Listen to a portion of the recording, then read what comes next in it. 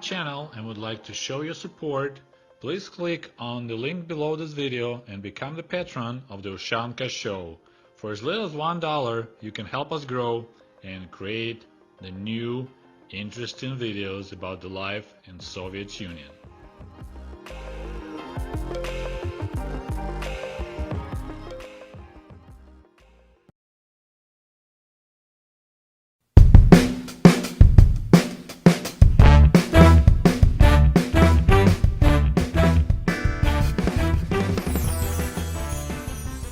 Hello comrades, and welcome back to the Ushanka Show. Today we're gonna continue our story about early classes, early days in Soviet school. We're talking about first, second, and third grade. Similar to elementary school here in America, it's when you have only one teacher that teaches you all the lessons that you have.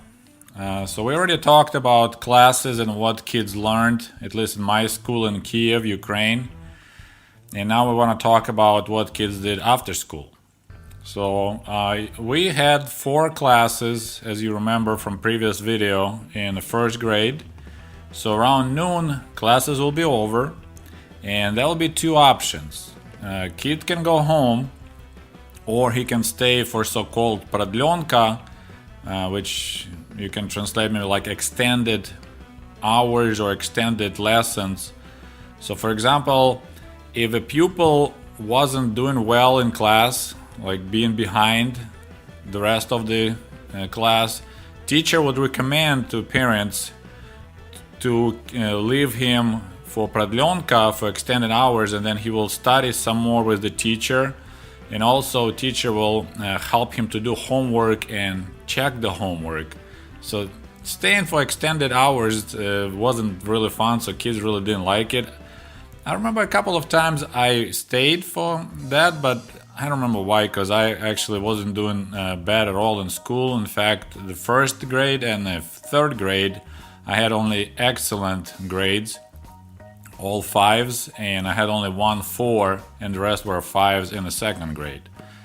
So if you stay for extended hours, or if your parents would like you to eat at school, then kids will head out to stolovaya, which pretty much like cafeteria, and over there they're gonna have lunch, which usually will be some kind of soup. There will be 3 courses: первое, второе и третье, как dessert. So first will be some kind of soup or borscht, and it will be cooked right there in the kitchen of the cafeteria.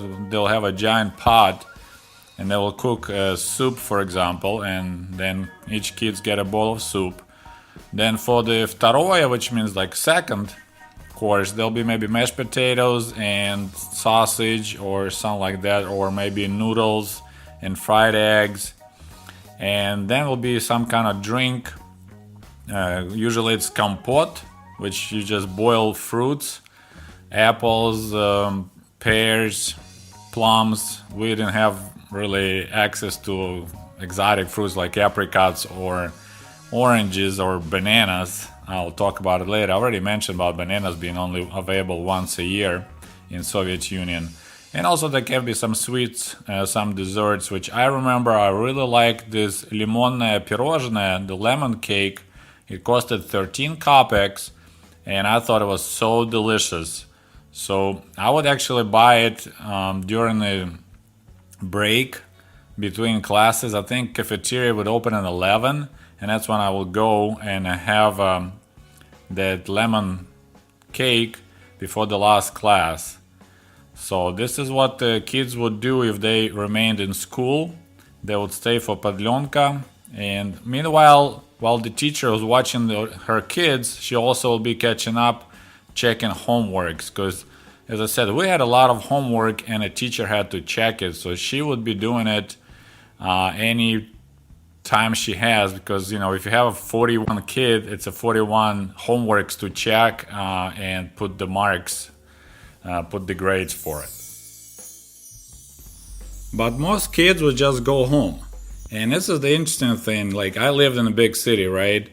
But I don't remember any of my friends or anyone from my school, I mean, we're kids, 7, 8 years old, that parents didn't meet them at the door because all the parents were at work. So maybe once in a while somebody's grandma will show up, but usually kids will just walk home on their own. And I didn't live that far, but I don't remember ever being like afraid or scared that somebody will steal me or anything like that. And boys and girls, they just leave school and they walk home. I had several friends of mine that we lived in the same building, so we just walk back home. We take our time, goof around, through stuff, whatever little kids do. And interesting thing, every kid will have a key to their apartment. But since parents were always concerned that we would lose key because we're small kids, the best location for the key was on your neck. So on this little rope, every kid will have a key to their apartment. That was amazing. Like everyone had the same things. Like, a lot of religious people, like Russian Orthodox, they'll wear a cross on their neck. We wore the key. So then I come home, I unlock my own apartment. Of course, it's empty. My mom at work, my dad is at work. My mom would, I think first grade, she will cook soup and then she put in a thermos. So in the kitchen, there'll be a thermos full of still warm soup. So that'll be my lunch. And then in the first and second grade, my mom was really mean about it. She was telling me I must lay down and take a nap. And you can imagine, it's the middle of the day, I came from school, I really want to go and play, but I need to lay down and try to take a nap. And I was, sometimes successful, sometimes not, but that was really annoying. Then after I wake up, I will do my homework because I was one of those kids, nerds that I couldn't play outside knowing I still have homework. It'll be bothering me, so I couldn't really have fun. So I'll do my homework and then I go outside, lock my apartment door, and I go outside and play with other kids. And we'll be playing till like 5, 6 in the afternoon till the parents started showing up from work. Later, when I was maybe in the third grade, my mom decided it would be better if I come to her place of her work, and have lunch with her at their cafeteria. So then, after I come home from school, I'll walk to the trolley bus stop, which, about a mile maybe or so walk. Then I hop on the trolley bus and I ride it, and then I walk again and I arrive to her place of work. And people at the entry of this factory, that place was producing parts for building high-risers in Kiev. So they'll be pouring walls. I'll be talking about the way they were building homes back in Soviet Union, apartment buildings, I would say, not homes. And my mom worked there, so then we'll go together to have lunch at the cafeteria, and then I take a trolley bus back home, do my homework, and I play. And back to school, cafeteria was pretty inexpensive to have lunch. Unfortunately, I don't remember. So if that lemon cake was 13 kopecks, so I assume lunch maybe was 40 kopecks, maybe 50 kopecks. And a lot of times, if you like family has more than 3 kids, then government will sponsor the food and kids will eat for free. So our building, and like most apartment buildings, they will have a little kids playground. So that was by design. When they planned the new building, they figure out how many apartments is going to be in it, and then accordingly to that you have a small playground, which we didn't have any like a soccer field or a basketball area. It was just a little area, had a couple of swings and sandbox and a couple of like merry-go-round, so nothing fancy, but for small kids it was more than enough to play. And also I would like to tell you a couple of things that Soviet kids did for fun. Several hour games, and they might be similar what American kids or kids in other countries did. One is a kind of interesting thing, so-called secretiki, like little secrets. And what you do, you need to have a small piece of glass, and usually it was no issue to find a piece of broken glass, and you dig a little shallow hole somewhere in the secret spot, somewhere behind the bush or somewhere else around the play area. And then you place there, or like a pretty flower, or usually we would put some kind of pictures or wrappers from the candy with pretty picture. And then you put carefully glass over it, so you have like this little window almost with the pretty picture behind it. Then you cover it with dirt, and that's your little secret. And then of course, if you're showing off to other friends, like, hey, let me show you my little secret, and you take them and you ask them like, hey, try to find it. And then of course they find it. It's kind of cool. You remove the dirt, and then you see this little picture looking at you from behind the glass. It looked pretty neat. And now I'm thinking that'll be kind of cool way of impressing the girl that you like, that you can actually, I never thought of it when I was little, but now I was like, man, you could write something like, Natasha, I love you so much, make that little secret thing, and then ask the girl to follow you and say, hey, check this out, and she would remove the dirt and read the message. So this is one of the things we did, was these little secrets. And then girls played a lot so-called Ushanka game, which was a pretty complicated game. You need at least 3 girls, because 2 of them will be standing and holding this stretchy rubber band, резинка, and the 3rd girl, or whatever, how many girls there, will be jumping this rubber band, doing different tricks. And there was this whole level of different maneuvers you do while jumping. And you need to clear, not to get caught, or when you jump you have to land on the both sides of rubber band.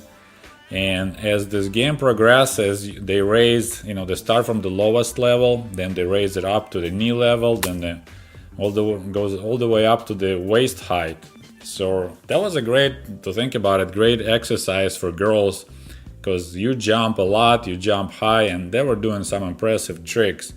And once in a while, if the girls don't have enough people, they'll ask you to just stay there and hold the rubber band for them with your legs. And we kind of had this, we weren't really want to play with girls, but sometimes if no one else to help them, you're like, okay, fine, I'll help you. And of course, all the boys will be playing so-called Vainushka, or wars. So you split in 2 teams, and you have toy guns, and usually there'll be Soviets versus Germans. Sometimes it'll be cowboys versus Indians, and they'll be just running around chasing each other and pretending to shoot each other. Sometimes the kids, with their parents' help, will make some machine gun out of the wood, or if the dad will be good, he will make something at the factory. So there'll be a lot of that, just running around pretending playing war games. Another games that we played a lot was so-called elephant, sloan, and that one was pretty basic. You split in 2 teams, and the task is like, you make a sloan, you make an elephant. So each person, so you kind of bend in your waist, leaning forward, and another person hugs you behind and leans also forward. So you have like this 4-leg or 6-leg or 8-leg elephant if it's 3 or 4 kids playing. Then other team is running and they jumping on the top of you. So there'll be 4 kids holding 4 kids, and then you try to walk and not to collapse. And if you fail, then you have to do it again. If you made it to the line, then other team will make a sloan or elephant, and now it'll be your turn to jump and make them walk. So that was a lot of fun, and of course, it's a pretty challenging game. And of course, we also played seek and hide. We call it прятки, the hidings. And one kid will be count till to 10 or 20, and the rest of the kids will hide. And then this person, you have a base, and then you start searching for the other kids. And if you notice anyone, then you run back to the base and have to touch the base, and that's how you tag the person. In the same time, the kid that you notice trying to make to the base and beat you, if they run faster than you and they touch the base first, then they clear. And that way you look for all the kids who are hiding, and first person that you found and tagged at the base, they'll be the kid will be being a seeker next time. So that was pretty intense game because there was a lot of running involved, and also sometimes you wait because you know he's gonna find you because you work in your directions. But if you bolt just in the right time, you may beat them and run to the base faster and touch it. Then you're not gonna be a seeker next time. So there was a lot of this kind of planning, and sometimes we'll help other kids who still hiding by chanting. There was two kinds of chants. One will be saying about they need to hide and don't move, and it's топор, топор, сиди как двор и не выглядывай во двор, сиди как вор. So that's like basically translating like axe, axe, the one you cut wood with. Hide like a thief and don't peek out. And the other one will be стрела, стрела. Пила, пила, лети как стрела, which means a saw, the same saw that you cut wood with. I don't know why, it just rhymes, so that's what we're using. Пила, пила, лети как стрела. So you need to fly like an arrow. That means that the person that's seeking other kids far away from the base, and you should start running right now because you might make it and touch the base before the person that trying to find you. And of course you may ask, wait, so parents at work, kids are home by themselves, why wouldn't they just sit at home and watch TV, watch cartoons till the parents show up? And the thing is, we had no cartoons showing whatsoever. Actually, Soviet TV was really, really boring. There was nothing for kids to watch besides it was just news and just some programs we're gonna show you how the hard work the factory, this factory or that factory. So the only time we could watch cartoons will be late at night, like starting at 8:15 in the evening. So kids will be outside playing because that was the only thing we could do for fun. Another game that we played called Klasiki или Klasy. That's when you use the chalk and you probably had similar thing, and you draw these boxes with numbers, and then you need to toss a rock or something else to land on the right area, and then you need to jump all the way and back without stepping on the lines. Then you need to pick up your rock and make it back, and then you kind of progress from number 1, which is the easiest, to the number 10, which is the hardest. So that was Klasiki. That was a popular game to play for both boys and girls. Then of course we'll play soccer, just kicking ball around, although we didn't have a soccer field close by, but some kids would go to the school area because every school would have a soccer field. In the winter we will play ice hockey, but none of kids in my building had skates, and actually you couldn't use skates because we just go on the street in the winter, and of course streets were always hardly any cars, so we'll had this side street by our building which you can play for hours and be not a single car, and there'll be just packed snow, which is as good as ice, so everyone will be just running around with the hockey sticks and just playing hockey without not being on skates. And another popular thing to do in the winter would be to find a hill close by, and then kids will bring buckets of water, and we'll start pouring water down that hill till it turns completely like ice. And there'll be these ice hills that everyone will show up from all surrounding buildings, and there'll be just big mass of people just sliding, standing or on their butts, how you can, down that ice hill, and that was a lot of fun. And speaking of hockey, of course, kids, no one had any protective equipment. We just will have normal winter clothing. Шапка Ushanka, just like my show, most of kids will wear that type of hats, and then you could purchase the kid size hockey sticks, and then you have a normal hockey pucks, and then you run around and play. So if somebody hits hockey puck hard and it hits you in the knee or something, it could be really painful. You have a lot of bruises, and we usually will set up the rules, okay, and you're not allowed shulka to make the hockey puck airborne, because it hurts a lot, especially if you get hit in the crotch. My father worked at that time at the Kiev air factory building airplanes, Antonov airplanes, So one time he actually painted the bus for the local hockey team, Sokol, Eagle, and as a present, as a souvenir, they gave him a golly hockey stick, which you couldn't buy in any store. It was just...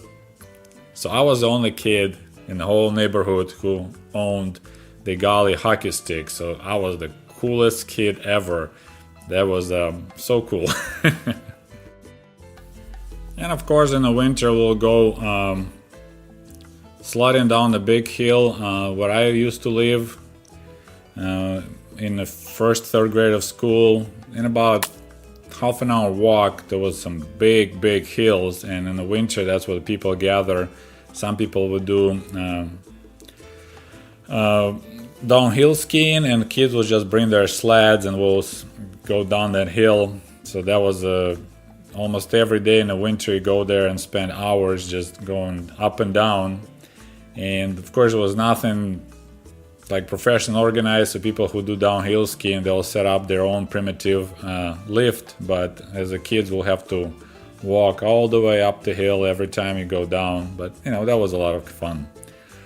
And another game we played called Piekari, and that was a complicated rules. Unfortunately I don't remember much about it, but I know it was you build kind of shapes out of bricks or something, some kind of wooden blocks, and then you have every kid has a stick, and then you play trying to knock this thing down. And there was a lot of different moments in that game, but unfortunately I don't remember much about it. But that was one of the most kind of advanced games that kids play. And of course we had toys. They were quite primitive, not huge variety, but there were some, you know, toy trucks and different toy cars that kids play. And in the third grade, my godfather, he was a friend of my dad, and he was the one who, you know, participated in this Russian Orthodox thing of baptizing a kid, so he became my godfather. He was sent to Cuba on a kind of like work assignment from his job. Actually, my dad could go too, but my mom said, no, you're not going. But he went, and he sent me from Cuba a present. There was a toy set, Agent 007, made in Hong Kong. This plastic pistols and plastic grenades. I mean, that was so cool, so amazing. I was the coolest kid ever because I was the only one who had these cool neat things, because that would be like a little tiny handgun that you can hide inside of the, of course it's all plastic, you can hide inside of the fake lighter, and then you have this little tiny plastic bullets, so you can offer people, let me lit you a cigarette, you know, and then you push the button and you kill the person that way. Or it had a binoculars that had a little mirror inside, so you pretend like you look into binoculars, but for real you look to the right, and also there's a little button you can shoot the bullet, little plastic bullet, and kill. So all the spy things. There was Agent 007, big plastic set. Oh, that toy was so amazing. I wish I kept it, but I think we lost it. But yeah, that was really neat.